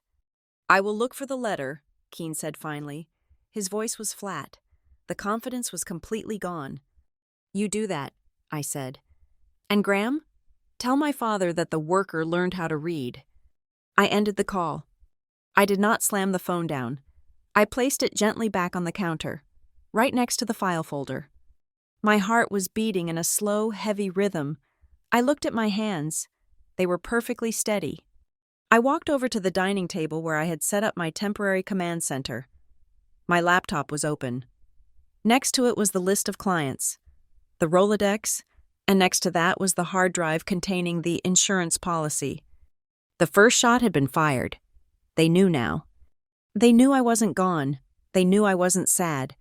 And they knew that the 3 months of severance pay they had insulted me with was going to look like pocket change compared to what was coming. I sat down at the table and opened the spreadsheet containing the client list. I wasn't going to call them yet. That would be a violation of the non-solicitation agreement I was still technically bound by, but I needed to be ready. Because once Graham Keene explained the reality of the situation to my father and Nate, they would panic. And when people like Nate panicked, they made mistakes. They would try to lock down the clients. They would try to badmouth me. They would try to spin the narrative. And every time they did, they would violate another clause of the agreement, and the price of my silence would go up. I took a deep breath, inhaling the smell of coffee and impending war. "Your move, Dad," I whispered to the empty room. The silence lasted exactly 45 minutes after I hung up on Graham Keene. I used that time to make a second pot of coffee and finally eat a piece of toast. I needed the fuel. I knew that the silence was not peace. It was the sound of a panic room. At 9:30 in the morning, my phone buzzed again. It was Graham. "We have spoken to the board," Graham said. His voice was tighter than before, stripped of the fake camaraderie he had used at 8:17. "Your parents are distressed. They feel this legal posturing is unnecessary. However, in the spirit of family unity, they authorized me to increase the severance package." I waited. 6 months, Graham stated, putting emphasis on the number. 6 months of full salary, 6 months of health coverage, and we will classify the departure as a voluntary retirement rather than a resignation, which looks better on your record. They are doing this because they love you. Megan, they want to see you land on your feet. 6 months, I repeated. "It is a very generous offer," Graham pressed. "Most executives only get 3. This is double. It is a gesture of goodwill." "Graham," I said, my voice flat, "please stop insulting my intelligence. We both know why you are offering 6 months. You are offering it because 6 months of my salary is roughly $75,000. But the buyback value of my Class B shares, calculated using the EBITDA multiplier from the fiscal year of 2021, is roughly $1.2 million. There was a sharp intake of breath on the other end. I had said the quiet part out loud. "You are rejecting the offer?" Graham asked. "I am rejecting it because it does not match the contractual obligation," I said. "I am not asking for a gift. I am asking for a settlement. And the settlement is not 6 months. It is the formula. You know the formula. Base salary prorated to the date of departure, plus the performance bonus averaged over 3 years, plus the accrued vacation time, plus the share buyback at the valuation cap. That valuation was for a different market context, Graham argued, his voice rising. The company is not performing at 2021 levels today. You cannot cherry-pick the highest year just because the contract is vaguely worded. It is not vaguely worded, I countered. It says the highest annual earnings of the preceding 5 fiscal years. That is specific. And if the company is performing worse today, that is because the current management, my brother, is incompetent. Why should my equity suffer because Nate bought bad inventory? The contract protects the shareholder from exactly this kind of mismanagement. We will fight that interpretation, Graham snapped. We will argue that the change of control clause was not triggered because the ownership of the majority shares has not changed. Richard and Elaine still own 51%. Then I will argue that my removal from the Director of Operations role constitutes a constructive termination regarding key management personnel, I said, citing the appendix I had memorized the night before, which also triggers the buyback. Graham went silent. He knew I was right. I will call you back, he said abruptly, and the line went dead. 10 minutes later, my phone rang again. This time, the caller ID did not say Graham Keene. It said Nate Carlisle. I considered sending it to voicemail, but I needed to hear the temperature of the room. I picked up. You are unbelievable, Nate shouted. He did not say hello. He sounded like he was pacing. I could hear the echo of his office, the office that used to be next to mine. You are actually trying to blackmail us? After everything Mom and Dad did for you? Hello, Nate, I said calmly. Do not hello Nate me, he screamed. Graham just told us what you are asking for. 1.2 million? Are you insane? We do not have that kind of cash sitting in the operating account. You know that? If we pull that much capital out right now, we will miss the payment to the supplier in Taiwan. You will cripple the company. That sounds like an operations problem, I said. I believe that is your department now. You are doing this out of spite, Nate accused. You are jealous because I got the chair and you didn't, so now you want to burn the house down. No, Nate, I said. I am not burning anything. I am cashing out. You wanted me gone. You sat at that table and told me I was slowing you down. You told me I was the anchor. Well, anchors are heavy. If you want to cut the chain, you have to pay for the metal. It is extortion. It is a contract, I corrected him. A contract Dad wrote. A contract you signed as a witness 12 years ago. Did you not read it, Nate? I am going to sue you for breach of fiduciary duty, Nate threatened. I will tell every client that you tried to bankrupt us. If you slander me to a single client, I said, my voice dropping to a whisper, I will add a defamation suit to the pile, and I will subpoena the emails where you instructed the warehouse to ship expired saline solution last November. Do you remember that, Nate? Because I saved the PDF. The shouting stopped instantly. The silence that followed was heavy with shock. He had forgotten about the saline, but I hadn't. You wouldn't, he stammered. Pay me what is owed, I said, and I disappear. Keep playing games, and everything comes into the light. I hung up. My hands were still steady, but my heart was pounding. I was crossing lines I never thought I would cross. I was threatening my own brother, but then I remembered the way he had smirked when he handed me the pen to sign my life away. An hour passed. The sun was high in the sky now. My mother called at noon. This was the hardest call. My father used anger. Nate used bluster. My mother used guilt. Megan, she said. She was crying. I could hear the wet, ragged sound of her breathing. Why are you doing this? Your father is holding his chest. He is so stressed. Do you want to give him a heart attack? I want him to honor his word.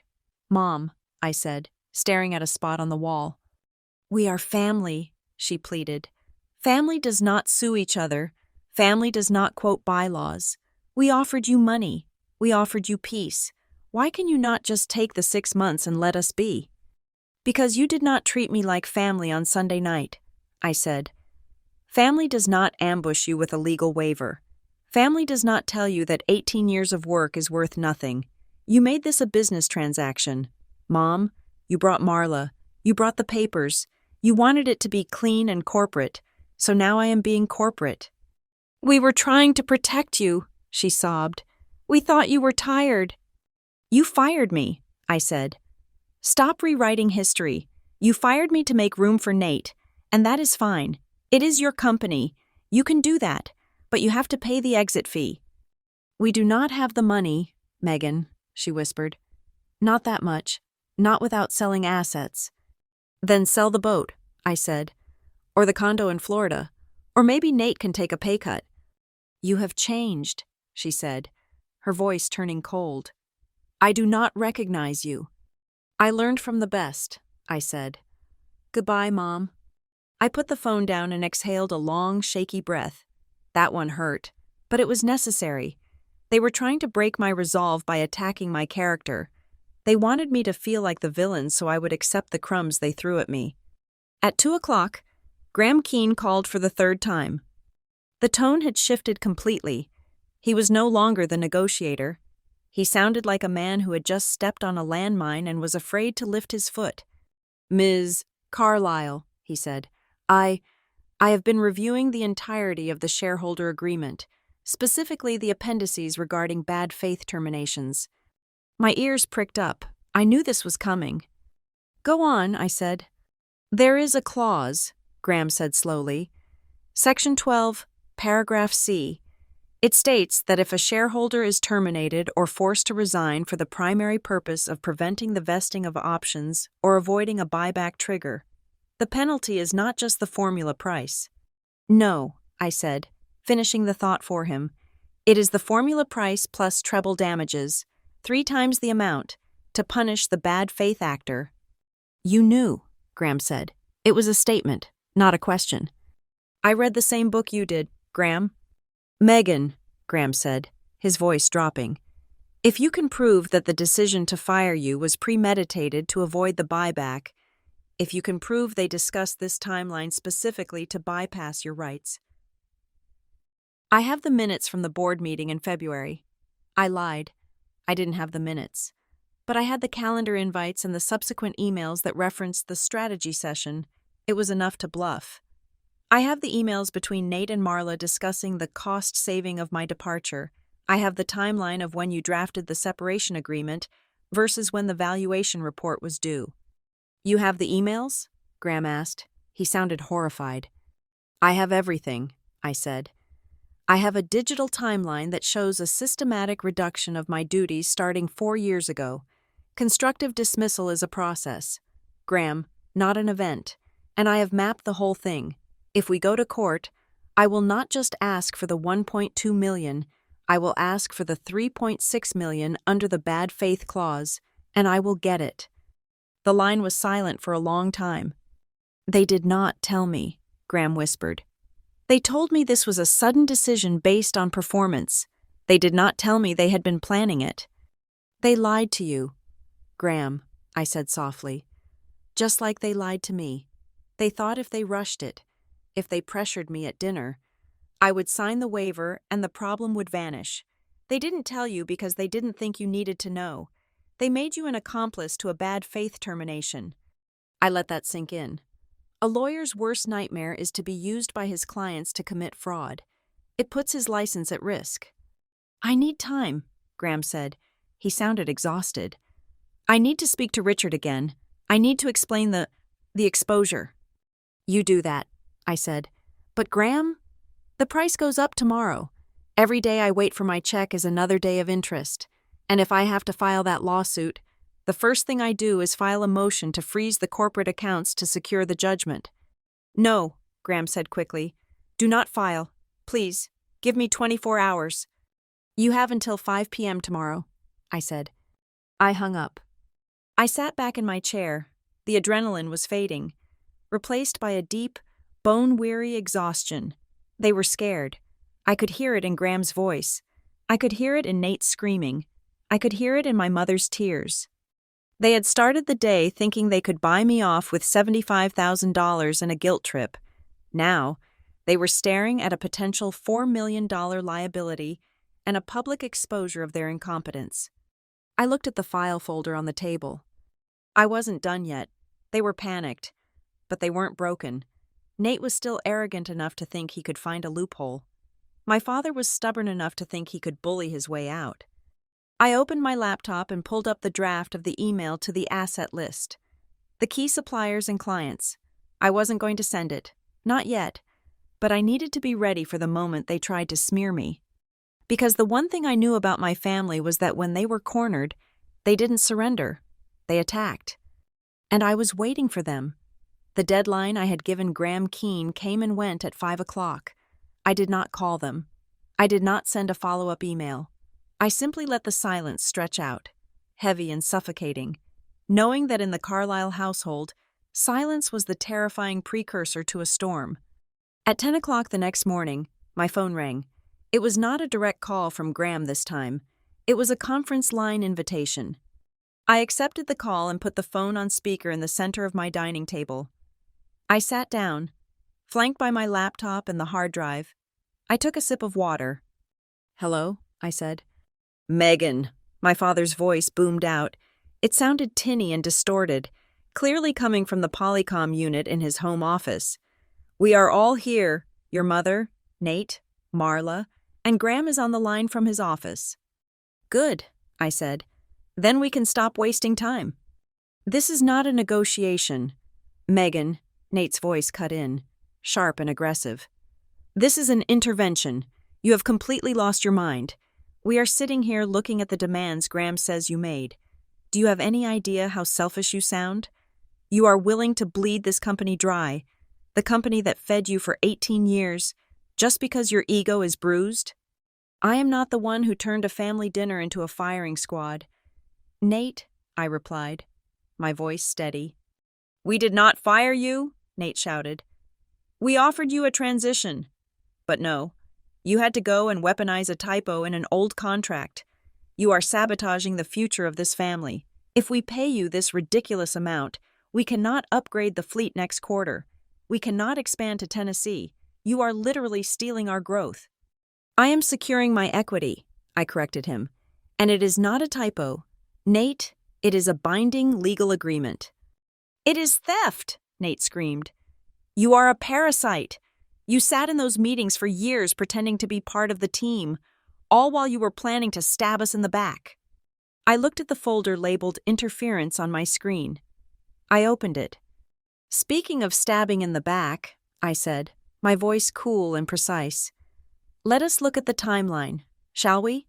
On May 12th, 2021, you held a strategy meeting regarding the vendor consolidation project. I was the project lead. I was not invited. The minutes, which I have, state that Megan is overwhelmed and needs relief. 2 days later, my access to the vendor portal was revoked by IT, per an email instruction from Marla. "That was administrative," Marla interjected quickly. "We were updating security protocols." "On August 4th, I continued, ignoring her, "you, Nate, emailed the logistics manager at Carolina Health and told him to route all concerns to you because, and I quote, 'Megan is phasing out due to health reasons. I was not sick. Nate, I was in the warehouse fixing your shipping error.'" "That is taken out of context," Nate sputtered. "On November 10th, I went on, relentless. "You unilaterally changed the safety stock parameters for the surgical masks, reducing our buffer by 40% to artificially inflate the quarterly profit margin. When I tried to correct it, Marla sent me a formal warning for insubordination. I have that warning letter, and I have the email thread where you admitted to Dad that you did it to make the numbers look better for the bank loan." There was a silence on the line, the kind of silence where people look at each other, realizing the walls have ears. You kept those emails?" my father asked. His voice was quieter now. "I kept everything, Dad," I said. "Every time you cut me out, every time you rewrote a meeting summary, every time Nate took credit for my work. I have a digital paper trail 4 years long that proves a systematic, bad faith effort to devalue my role and force a constructive dismissal." "This is ridiculous," Nate said, though his voice lacked its earlier fire. "She is bluffing. Let her sue. No judge is going to side with a disgruntled employee who stole confidential data." "Actually," Graham Keene's voice broke in. It was the first time the lawyer had spoken. He sounded tired and distinctly unaggressive. "Nate, please stop talking." "What?" Nate demanded. "Whose side are you on?" "I am on the side of the company," Graham said. "And Megan is correct. If this goes to litigation, and she introduces that evidence during discovery, it establishes a pattern of bad faith. It triggers the treble damages clause I warned you about. But more importantly, it exposes the company to liability for the safety violations she just mentioned. If the clients find out you reduced safety stock to pad the books." Graham let the sentence hang. "The reputational damage would be catastrophic." "So what?" my father snapped. "We just let her hold us hostage?" "Why?" my mother asked suddenly. Her voice was trembling. "Why did you do this, Megan? Why did you document every little mistake? Why were you keeping a file on your own family? It is so cold. It is so calculated. How could you sit at our table for 4 years smiling at us while you were building a bomb?" I closed my eyes for a second. This was the question they really wanted to answer. They wanted to make me the villain for protecting myself. "I did it because I had to," I said. "Because 4 years ago, I realized I wasn't your daughter anymore. I was an obstacle. I watched you groom Nate. I watched you push me into the shadows. I knew this day was coming. I knew eventually you would choose him over me, and you would try to do it cheaply. So, to answer your question, Mom, I prepared to be replaced because you were preparing to replace me." "We were not," Elaine sobbed. "You brought a severance agreement to Sunday dinner, Mom," I reminded her. "You do not do that to someone you love. You do that to an employee you are firing." "Okay," Richard said, his voice gruff, trying to regain control. "Enough of the emotional stuff. Let us talk numbers. We cannot do the formula. Megan, it is impossible. It will drain our cash reserves. We will be insolvent in 6 months." "That is not my problem," I said. "We can offer 12 months, Richard said. 1 full year of salary, plus 20% of the target bonus. That is over $150,000. It is a lot of money. You can take a year off. You can travel." $150,000, I repeated, versus $1.2 million. "Do you think I am bad at math, Dad? Or do you just think I am desperate?" "It is the best we can do," Nate shouted. "Take it or leave it." "I am declining the offer," I said calmly. "And since we seem to be at an impasse regarding the valuation of the buyback, I am invoking the next step of the shareholder agreement." "What step?" Marla asked sharply. "Clause 15, Section D," I said. "Dispute of valuation. If the company and the departing shareholder cannot agree on the fair market value or the application of the formula, the shareholder has the right to demand an independent and third-party forensic audit and valuation." The silence that followed was absolute. It was deeper and colder than before. "An audit?" my father whispered. "Yes," I said. "An independent firm, not your golf buddy who does the taxes. A firm chosen by the State Bar Association. They will come in. They will look at every invoice. They will look at every inventory adjustment. They will look at the consulting fees Nate has been paying to his friends. They will look at the personal expenses Marla has been running through the HR budget. They will verify the EBITDA numbers to ensure the buyback price is accurate." "You cannot do that," Nate said, his voice shaking. "They will turn the place upside down. It will take months." "It is my right as a shareholder," I said. "Unless, of course, you settle the claim according to the contract." "Megan," Graham said, his voice urgent, "if you call for a forensic audit, everything becomes part of the record. You know that Richard has always run the books. Creatively. You know there are things regarding the offshore suppliers that are sensitive." "I know," I said. "I ran the operations. Graham, I know exactly where the bodies are buried, and I'm willing to dig them up if that is what it takes to get paid." "You would send your father to jail?" my mother wailed. "Over money? Megan, he is your father." "Then pay me," I snapped, losing my cool for the first time. "If he is my father, then he should treat me with the respect of a partner. You want to hide your secrets? Fine. I do not care about your tax schemes. I do not care about Nate's slush fund. I just want what I earned. But if you force me to choose between my future and your secrets, I will choose my future every single time." "She will do it," Graham said to them. "Richard, listen to her. She will do it." We need a recess," my father stammered. "We need to talk, without Megan on the line." "You have 1 hour," I said. "At noon, I instruct Tessa to file the petition for the audit. Once that petition is filed with the court, it is public record. The banks will see it. The suppliers will see it. And the first thing the bank will do is freeze your credit line." 1 hour, Graham confirmed. The line clicked dead. I sat there in the silence of my apartment. My hands were sweating. I wiped them on my jeans. I had just threatened to destroy the family business. I had threatened to expose my father to the IRS and my brother to fraud charges. I had made my mother cry. Real, terrified tears. But as I sat there, I did not feel guilty. I thought about the 18 years. I thought about the missed birthdays. I thought about the look on Nate's face when he told me I was slowing them down. They had built their empire on my back.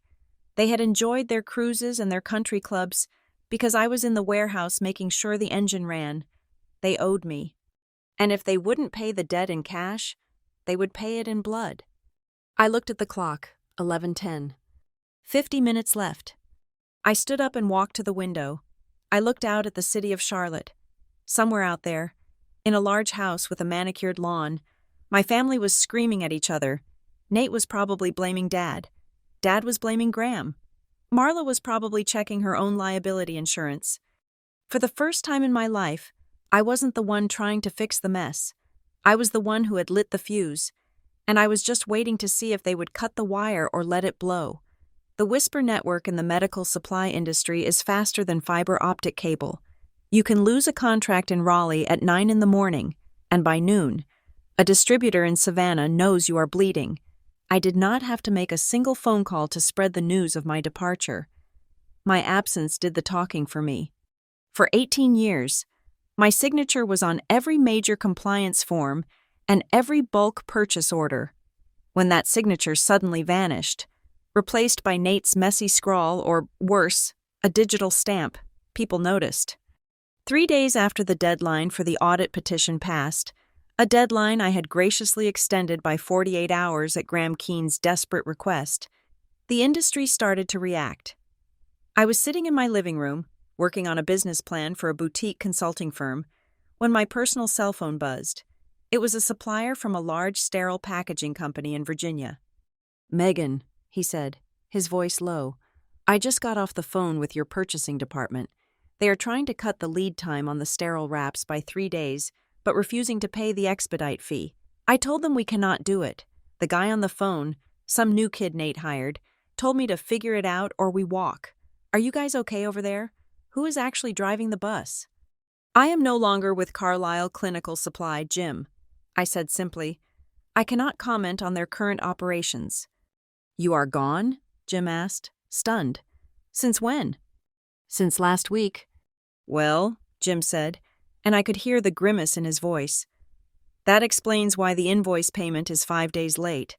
Listen, Megan, if you are out, I am changing their credit terms.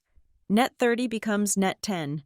I cannot risk 6 figures of inventory on Nate. I know you. I do not know him." "That is a business decision you have to make, Jim," I said. I did not encourage him. I did not stop him. I just let gravity take its course. This was the pattern that emerged over the next week. The pillars I had built, the operational efficiency, the client trust, the supplier relationships, were not self-sustaining. They required maintenance, and Nate, in his infinite arrogance, had decided that maintenance was boring. He wanted to disrupt. He disrupted. All right. I heard from Miller, my old warehouse manager. He didn't call. He knew better. He sent me a text message late one Tuesday night. "The new routing software Nate bought is a disaster. It sent a refrigerated truck to a dry dock in Wilmington. We lost $40,000 of insulin. Nate is blaming the driver. Morale is dead." I read the text and felt a pang of phantom pain. I knew that driver. I knew the insulin protocols. I could have fixed that problem in 5 minutes with a phone call, but I was not there. I deleted the text. It was not my problem to solve. The chaos wasn't just internal, it was bleeding out to the clients, a practice manager for a chain of orthopedic clinics, a woman named Sarah, whom I had had lunch with once a quarter for a decade, sent me an email to my personal address. Subject: Are you okay? Body: Megan, I called the office looking for you. They said you were on sabbatical. But then I asked about the shipment of knee braces that was supposed to be here Monday. Nate got on the line. He told me that supply chain fluidity is variable and tried to upsell me on a cheaper, generic brand. Megan, what is going on? I cannot put generic braces on my patients. Please tell me you are coming back. I did not reply to Sarah. Replying would be a violation of the non-solicitation clause that was still technically in dispute. Instead, I forwarded the email to Tessa Morgan. Add this to the evidence pile, I wrote. Proof of reputational damage due to mismanagement post-departure. While the business was crumbling, my parents were discovering that retirement was not an option. Word reached me through the grapevine that the Florida trip had been canceled. My father was back in the office every day, trying to plug the holes Nate was punching in the hull, but Richard Carlisle had not run day-to-day operations in 15 years.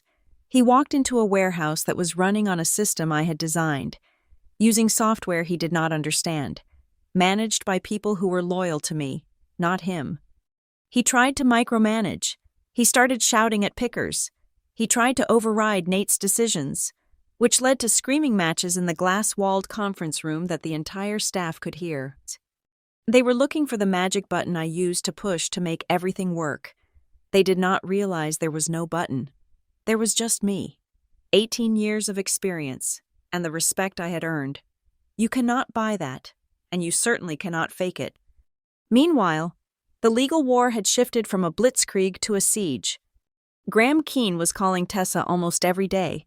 He had stopped trying to bully us. Now, he was trying to barter. If we agree to the buyback formula, Graham said to Tessa during one call that I listened in on, can we pay it out over 5 years? An installment plan? The company cannot swallow a $1.2 million hit in a single quarter. No, Tessa said, her voice cool and detached. The shareholder agreement specifies a lump sum payment within 60 days of the triggering event. Megan is not a bank. She is not going to finance her own exit. We can offer collateral, Graham tried. We can put a lien on the warehouse. Megan does not want a warehouse, Tessa replied. She wants cash. They are desperate, Tessa, Graham said, dropping his professional guard. Nate has overextended the credit line buying that new fleet of trucks he wanted. The banks are getting nervous because the accounts receivable turnover has slowed down. If you force the full payment now, you might push them into Chapter 11. I listened to this, sitting in my kitchen, staring at the coffee mug in my hands. Bankruptcy. It was a real possibility. My father's legacy, the company he built, dissolved because he trusted the wrong child. That is not our concern, Tessa said, echoing my instructions. If they are insolvent, then perhaps we should proceed with the forensic audit to see where the money went. If there is fraud, we can pierce the corporate veil and go after Richard and Nate's personal assets. Do not do that, Graham said quickly. Please, give me another day. I was not happy about this. I took no joy in imagining my parents losing their home, but I held firm to a single principle. I had offered them a fair deal. I had offered to leave quietly. They were the ones who had chosen war. They were the ones who had tried to cheat me. If the cost of their greed was their ruin, then that was a price they had set, not me. I continued to build my raft while their ship took on water. I registered my new LLC. Carlisle Logistics Solutions? No. I named it Vector Operations. Sharp, mathematical, direction and magnitude. I started taking meetings with small businesses that needed supply chain help. A local bakery chain that couldn't get their flour on time. A startup manufacturing custom furniture. I did not touch the medical sector. I did not call a single one of Carlisle's clients. I wanted my hands to be clean. When the end came, I wanted there to be zero ambiguity about why Carlisle Clinical Supply failed. I wanted the market to know that it wasn't because Megan stole the clients. It was because Carlisle could not function without Megan. But the pressure on my family was reaching a boiling point. I received a voicemail from my Aunt Marla. She sounded drunk. "You ungrateful little witch," she slurred into the phone at 11 at night. "Do you know what you are doing to your mother? She is on sedatives. She cannot sleep, all because you have to be right. You were always like this, always keeping score. Just take the 12 months and go away." I saved the voicemail. I did not respond. Then came the silence again. 2 days of it. I knew something had shifted. Graham stopped calling Tessa. My father stopped going into the office. My source in the warehouse told me his parking spot was empty. It felt like the eye of the hurricane. The wind had died down, but the air pressure was so low it made my ears pop. I was sitting in Tessa's office on a Thursday afternoon, reviewing the final draft of the audit petition. We were going to file it on Friday morning if the wire transfer did not hit my account. "They are running out of runway," Tessa said, tapping her pen on the desk. "They have 3 choices: pay you, declare bankruptcy, or find a white knight investor to bail them out. But nobody invests in a logistics company with a pending shareholder lawsuit." "There is a 4th option," I said, looking out the window at the Charlotte skyline. "What is that?" "They try to trick me again," I said. "They try to find a way to pay me without actually paying me, or they try to get me to sign something that nullifies the audit." The intercom on Tessa's desk buzzed. Her receptionist's voice came through. "Tessa, Mr. Keene is here. He says it is urgent. He does not have an appointment." Tessa looked at me. I nodded. "Send him in," Tessa said. The door opened and Graham Keene walked in. He looked terrible. His tie was loosened, and he had bags under his eyes that looked like bruises. He was carrying a single, thin envelope. He did not look like a high-powered corporate attorney. He looked like a messenger delivering terms of surrender. But as he sat down, he didn't slide the envelope across the table. He held onto it. "We have a solution," Graham said. His voice was raspy. "Richard has liquidated his personal investment portfolio. He sold the stocks he has held since the 90s. The tax hit is going to be massive, but he raised the cash." I felt a strange emotion twist in my chest. My father had sold his nest egg. He had chosen to burn his own retirement rather than admit he was wrong, or perhaps to save Nate from the consequences of his own stupidity. "So you have the $1.2 million?" Tessa asked. "We have the check," Graham said. "It is cut. It is certified." "Great," Tessa said, reaching out her hand. "Hand it over, and we will sign the release."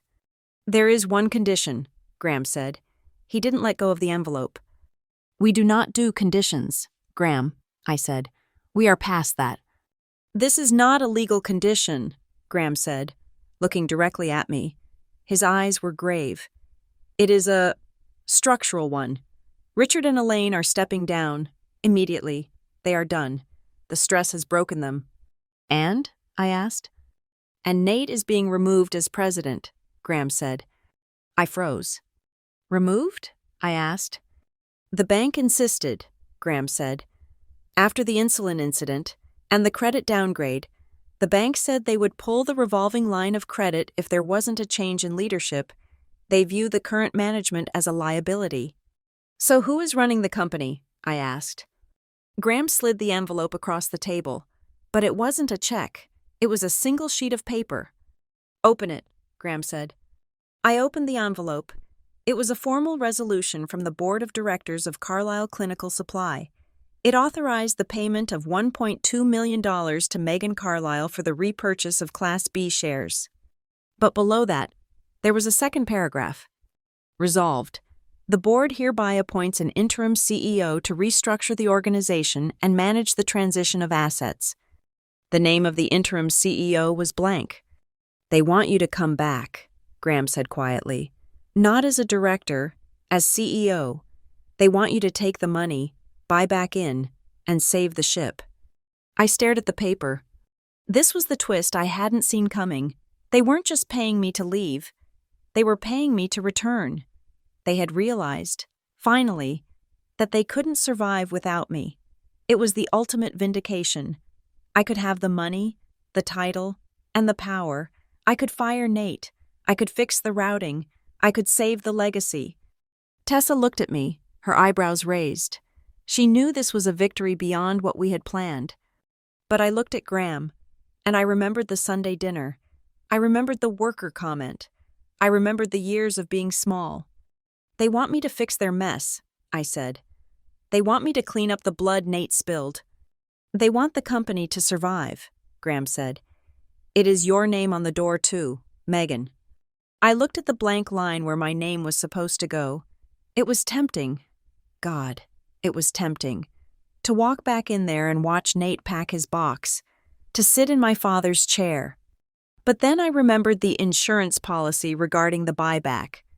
Graham, I said slowly, you are forgetting something. What? If I accept this position, I said, I become an employee again. If I become an employee, the buyback clause for separation is voided because I haven't separated. You are asking me to trade the $1.2 million in cash for a job at a failing company. Graham didn't blink. He knew I would catch it. It is a swap, Graham admitted. You get the company, or you get the cash. You cannot have both. The company cannot afford to pay you the settlement and then pay you a CEO salary. It is one or the other. I sat back. This was the trap, the final trap. They were banking on my emotional attachment to the company. They thought that I loved Carlisle Clinical Supply more than I loved myself. They thought that the validation of being named CEO would be enough to make me tear up the check. I looked at Tessa. She gave a microscopic shake of her head. She saw it too. I looked at Graham. Where is the check? I asked. It is in my briefcase, Graham said. Put it on the table, I said. Graham hesitated. He reached into his briefcase and pulled out a blue check. $1,240,000.00. He placed it on the table next to the CEO resolution. Choose, Graham said. I looked at the check. I looked at the job offer. The check was freedom. It was capital for Vector Operations. It was a clean break. The job was duty. It was family. It was 18 years of my past. But the job was also a burning building, and the check was the insurance payout. I reached out my hand. But I didn't pick up the check, and I didn't pick up the resolution. There is a third option, I said. Graham looked confused. What? I take the check, I said, because that is what is owed for the past. I picked up the check and handed it to Tessa, who slid it into her file. And, I continued, looking at the CEO resolution, I will consider the role of CEO, but not as an employee, and not for a salary. Then how? Graham asked. Consultant, I said. Vector Operations will come in as an external restructuring firm. We will run the company. We will have full executive authority, but we will bill you hourly, and our rate is $500 an hour, plus a success fee based on saving the company from bankruptcy. I leaned forward. You fired the daughter. Graham, she is gone. She is never coming back. If you want the expert, you have to hire her firm, and she is very, very expensive. Graham stared at me. He looked at the empty space on the table where the check used to be. He looked at the resolution that was now useless. He realized that I wasn't just taking the money, I was taking the power, and I was keeping my freedom. They will never agree to that, Graham whispered. Then they can explain to the bank why they let the only person who can save the credit line walk out the door, I said. Again. I stood up. Tell Richard I will wait for his call, but tell him the hourly rate goes up after 5 p.m. I walked out of Tessa's office. I didn't look back. I had the check, I had the leverage, and for the first time, I knew exactly what my value was. The phone call that ended the war came 3 days after my meeting with Graham Keene. It was late on a Tuesday afternoon, the kind of humid North Carolina day where the air feels like a wet wool blanket. I was in my home office, drafting a proposal for the furniture manufacturer, when Graham's name appeared on my screen. I answered on the second ring. Megan, Graham said. His voice was unrecognizable, The smooth, practiced baritone of the high-powered attorney was gone. In its place was the raspy, thin voice of a man who had spent 72 hours arguing with stubborn clients and nervous bankers. "We have a resolution." "I am listening," I said. "They are not going to hire Vector Operations," Graham said. Richard could not stomach the idea of paying you $500 an hour to run his company. His pride is the only asset he has left, and he is clinging to it." "I expected as much," I replied. "So where does that leave us?" "They are going to pay," Graham said, "the full amount, $1,240,000. They liquidated the rest of the portfolio and took a bridge loan against the warehouse equity. They want you out, Megan, completely. No consulting, no shares, no voting rights. They want a clean, total separation." "And the legal fees?" I asked. "Included," Graham sighed. "Another $45,000 for Tessa Morgan. They just want this to be over." "It will be over," I said. "When the money is in my account." "We will meet tomorrow at 10 o'clock, Graham instructed.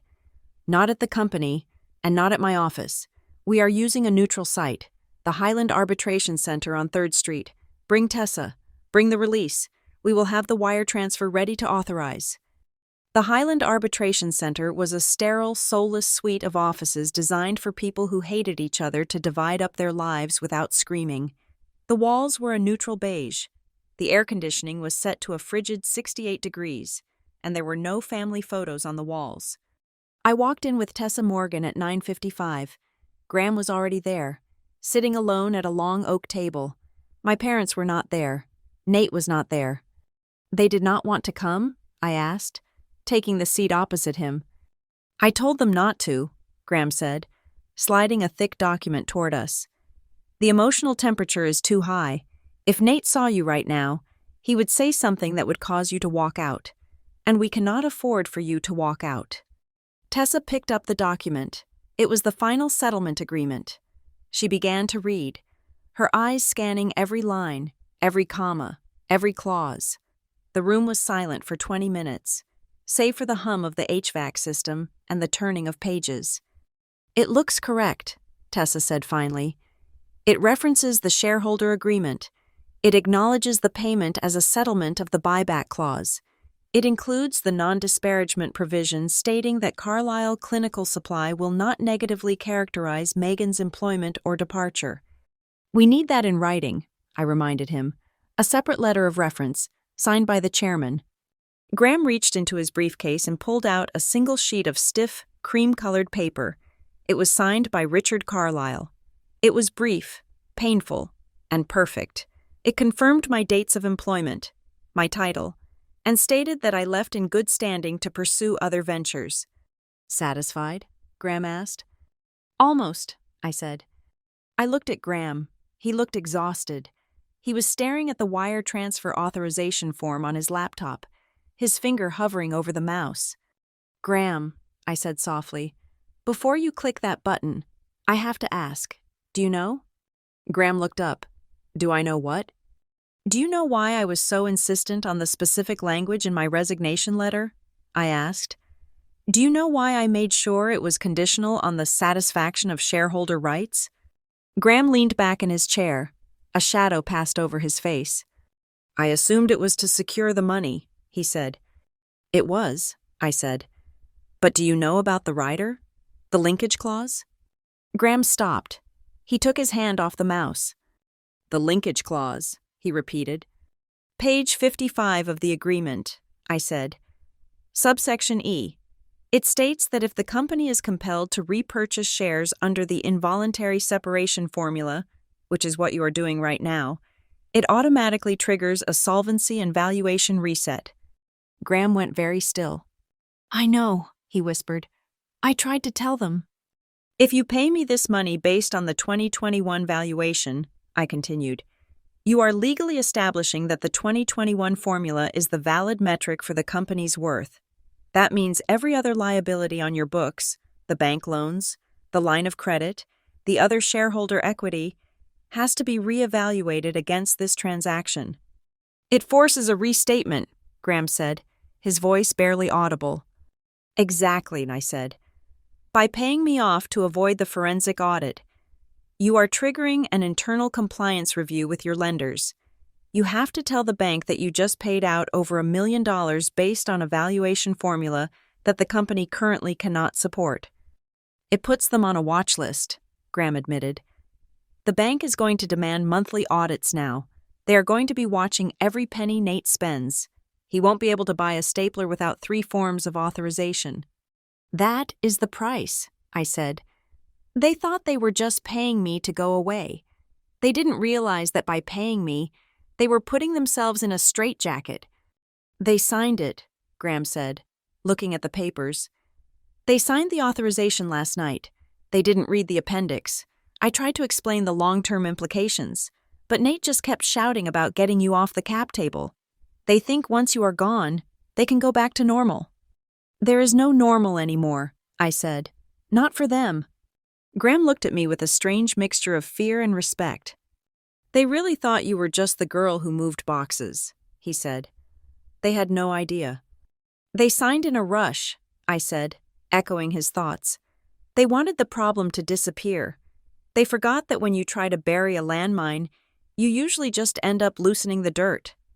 Are you going to sign? Graham asked. Send the wire, I said. Graham clicked the mouse. We sat in silence. 1 minute, 2 minutes. My phone buzzed. I picked it up. It was a notification from my bank. Incoming wire transfer, $1,240,000. I looked at Tessa. She checked her phone. Legal fees received, she confirmed. I picked up the pen. It was the same silver fountain pen I had used at the dinner table that Sunday night. The ink was black. I signed the settlement agreement. Then, I pulled out a fresh piece of paper. It was a formal acknowledgement that the condition in my original resignation letter had been met. Here, I said, sliding the papers across the table. My resignation is now effective. I am officially gone. Graham took the papers. He didn't check them. He just slid them into his briefcase like they were radioactive material. What will you do now? Graham asked. He sounded genuinely curious. I am going to lunch, I said, and then I am going to build something that lasts. And your family? I stood up and smoothed out my blazer. I do not have a family. Mr. Keene, I said. I have former employers. I walked out of the Highland Arbitration Center and into the blinding sunlight of the parking lot. The humidity hit me, but for the first time in months, I didn't feel the weight of it. I walked to my car. I sat in the driver's seat. I took out my phone. I went to my contacts. I selected Dad, block contact. I selected Mom, block contact. I selected Nate, block contact. I selected Marla, block contact. I didn't feel sad. I didn't feel angry. I felt light. It was the feeling of a debt being paid in full. I started the car and drove away. I didn't drive past the old office. I didn't drive past my parents' house. I drove toward the downtown district, where the new office for Vector Operations was waiting. In the weeks that followed, the story rippled through the supply chain industry in North Carolina. It wasn't a loud explosion. It was a quiet, terrifying realization. People heard that Megan Carlisle had left. People heard that the company had paid a fortune to settle. And then, people started to see the changes. Suppliers reported that Carlisle Clinical Supply was now on credit hold with the major manufacturers. Clients reported that Nate was personally fielding calls, sounding frantic and confused. The bank auditors were seen entering the building on Monday mornings and not leaving until Friday nights. Nate had his new era, but it was an era of austerity and oversight. He was a king with no crown, ruling over a kingdom that was being managed by the bank because he had been too arrogant to value his best general. As for me, I never poached a single client. I didn't have to. 6 months later, the contract for the regional hospital network came up for renewal. They didn't call Nate. They called Vector Operations. They asked for a proposal. I gave them one. It wasn't the cheapest, but it was the most reliable. They signed it. I didn't destroy my family. I just removed the foundation I had provided and let gravity do the rest. In the logistics world, There's a saying we use when a warehouse collapses because of poor stacking.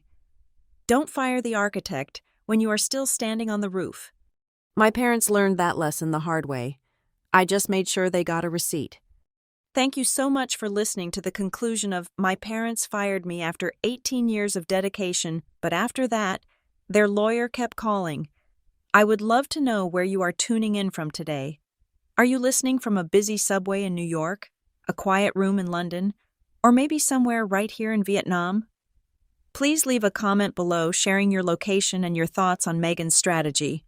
If you enjoyed this story, please subscribe to the Lila Revenge Stories channel, like this video, and hit that hype button to help this story get recommended to more people who need a little justice in their day.